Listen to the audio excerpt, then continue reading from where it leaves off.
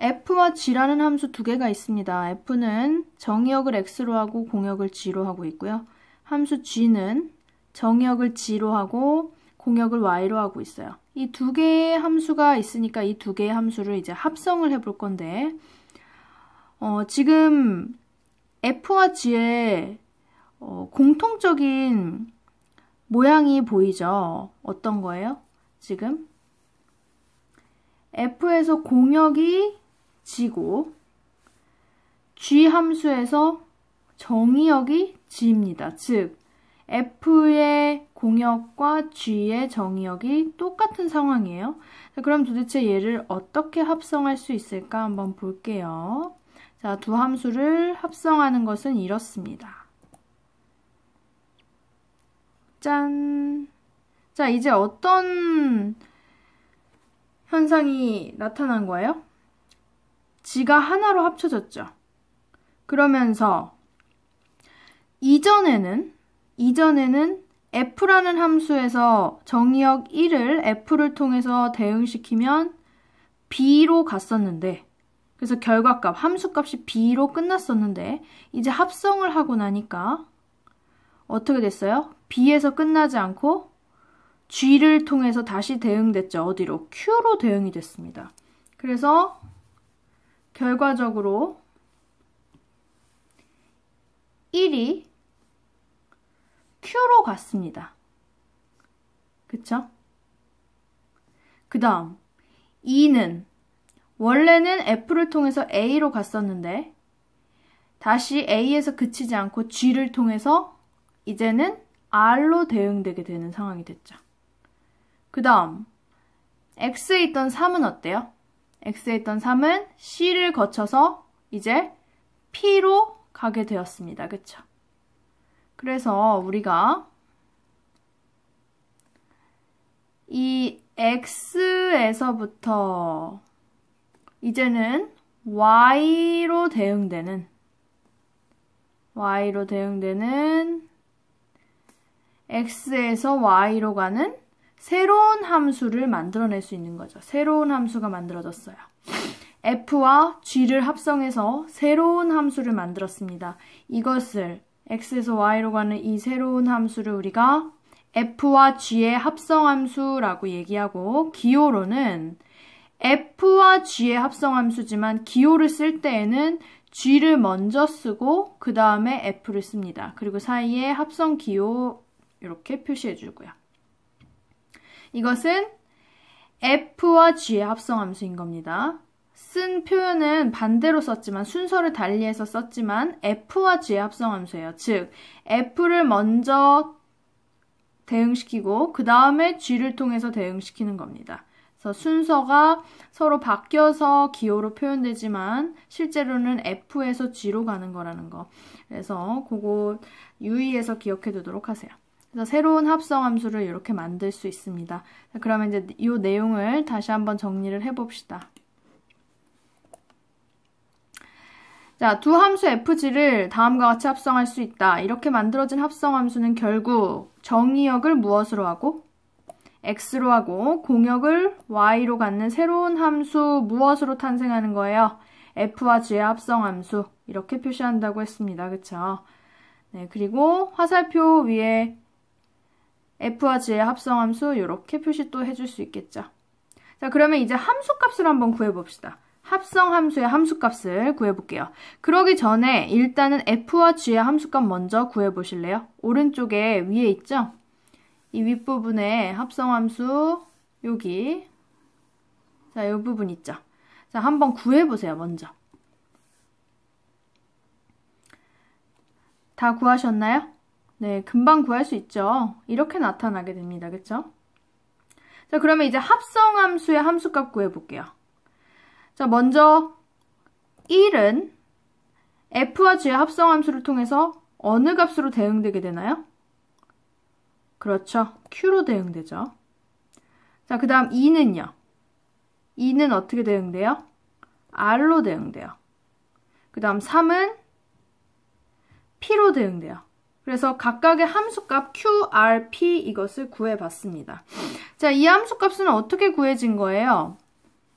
이것은 자, 요걸 예를 들어서 보면 처음에 어떻게 한 거예요? 1을 f에 넣고 그래서 나온 결과값이 뭐였죠? b예요. 그쵸? 이 b를 다시 g에다 넣는 거죠. b를 다시 g에다 넣어요. 그쵸? 다시 g에다 넣었을 때 q가 나오는 거죠. 결과값으로 q가 나오는 거예요. 그쵸? 그 q가 여기에 함수값으로 적혀지는 거고요. 그쵸? 그래서 우리가 함수값을 찾아낼 때에는 x의 원소를 뒤에서부터 차례로 넣는다 생각하시면 돼요. 1을 먼저 f에 넣고 그 다음에 나온 결과값을 g에 넣는 겁니다. 아시겠죠? 자, 우리가 함수값을 표현할 때 이렇게 표현하기도 하지만 이것을 또 다른 표현으로 이렇게 쓸 수도 있습니다. 자, 이게 무슨 말이에요? 2를 f에 넣고 그 다음에 g에 넣으라는 소리잖아요. 그쵸? 그래서 2를 f에 먼저 넣고 그 다음에 g에다가 f2를 다시 집어넣는 거죠. 그렇게 했을 때 r이 나오게 되는 겁니다. 그쵸? 그래서 우리가 f와 g의 합성함수의 함수 값을 이렇게 쓰기도 하지만 이것은 이렇게 쓰기도 해요. 아이고. 이렇게 쓰기도 해요. 여기 다시 써볼게요. 원래는 이렇게 써 있는 거였잖아요. 그쵸? 그런데 이것은 다시 이렇게 쓸 수 있다. F2에 이것을 다시 G에다 넣은 것. 네, 그래서 이렇게 써줄 수 있어요. 둘 다 같은 표현이니까 둘 다 알아두세요. 자, 이제 다음으로 넘어갑시다. 자, 그럼 이번엔 문제를 풀어보래요. 함수값을 구하시오라고 했습니다. f와 g의 합성함수입니다. 그러면 f에 먼저 대응시키고 그 다음에 g를 통해서 대응시켜야 되는 거예요. 자, 그러면 첫 번째 f 합성 g에 1을 넣은 값을 구하라 라고 했습니다. 자, 어떻게 되겠어요? 구해보세요. r이 나오겠죠. 그쵸? r이 나올 겁니다. 자, 이것과 같은 것은 뭐예요? 이것과 같은 것? 얘죠. 그쵸? 이거예요. 그쵸? 따라서 이것도 r이 나올 거예요. 이와 같은 방식으로 우리가 푼다면 자, 어떤 답들이 나오게 될까요? 한번 써보세요, 먼저.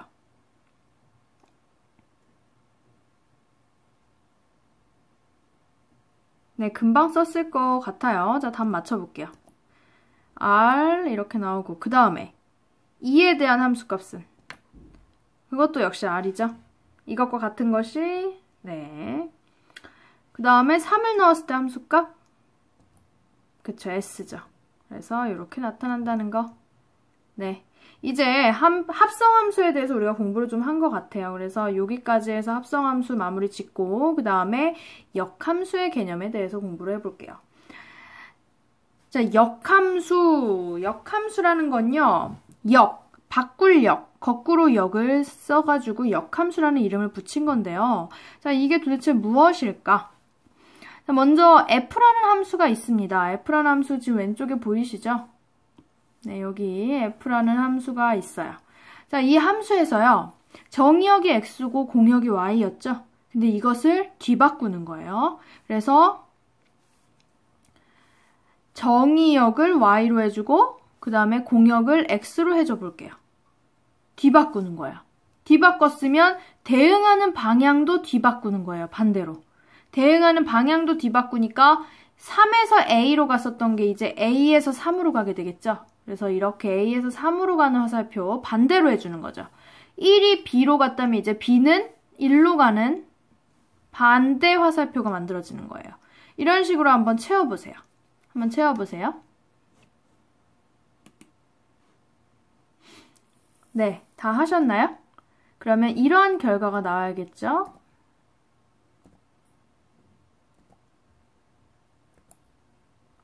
네, 이렇게 되는 거죠. 정확히 대응 방향을 다 거꾸로 바꾼 겁니다.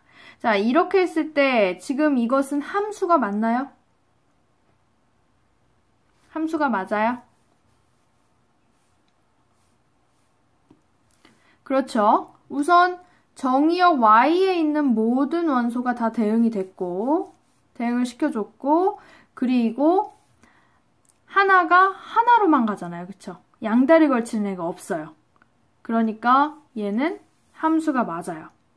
자, 이렇게 f라는 함수에서, 원래 있던 함수에서 대응 방향을 전혀 거꾸로, 반대로 해서 만들어진 이 새로운 함수를 우리가 역함수라고 하는데, 무엇에 대한 역함수예요? f죠. f에 대한 역함수라고 하고, 이것은 기호로 f라고 쓰긴 쓰는데 f에 대한 역함수죠. 그래서 반대예요. 그래서 요 위에다가 살짝 -1 이렇게 써줍니다. 이게 역함수의 기호 표현이에요. 써보세요.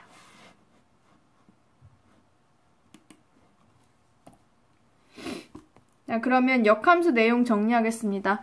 함수가 뭐뭐일 때 대응 방향을 거꾸로 바꾸어서 무엇을 정의역, 무엇을 공역으로 하는 함수를 만든다. 이것을 역함수라 한다는 건데요. 역함수를 만드는 데 있어서 반드시 필요한 전제 조건이 하나 있습니다. 자, 그게 뭐냐면 지금 한번 보세요. 만약에 F에서 2가 C로 대응되지 않고요. 2가 A로 대응되는 상황이었다고 합시다. 그렇다면 이것을 이제 대응 방향을 다 거꾸로 하면 무슨 상황이 발생하냐면 A에서 3으로 가지 않고 A에서 3으로 가는 것뿐만 아니라 2로 가는 화살표도 새로 생기게 돼요. 그쵸? 그러면 이것은 함수가 되나요? 안 되죠. 양다리를 걸쳤잖아요. 그쵸? 함수가 안 됩니다. 그러한 문제가 발생하죠. 자, 그리고 또 2가 A로 갔으니까 이제 C가 남아있어요. 즉 공역에서 대응을 받지 못한 아이가 남아있네요. 그러면 무슨 문제가 발생해요? 이제 y가 정의역이 될 텐데 정의역이 됐을 때 C에서 대응되는 C로부터 대응되는 것이 없어지죠. 화살표가 나오지 않는 상황이 되는 거예요. 그러면 이것도 역시 함수가 될 수가 없는 상황이죠. 따라서 어떤 함수의 역함수를 만들 수 있으려면 반드시 그 함수가 1대1 대응이어야 합니다. 1대1 대응이 뭐였어요? 각각이 모두 다 서로 겹치지 않고 서로 다른 곳으로 대응되는 상황이어야 되는 거고, 그 다음 공역과 치역이 일치해야 했죠. 즉 남아있는 이런 C와 같은 남아있는 아이가 없어야 돼요. 그쵸? 그래서 1대1 대응일 때만 역함수를 만들 수 있습니다. 그러면 이제 정리를 해봅시다. 괄호 안에 어떤 말들이 들어가야 될지 한번 적어보세요. 어떻게 돼야 돼요?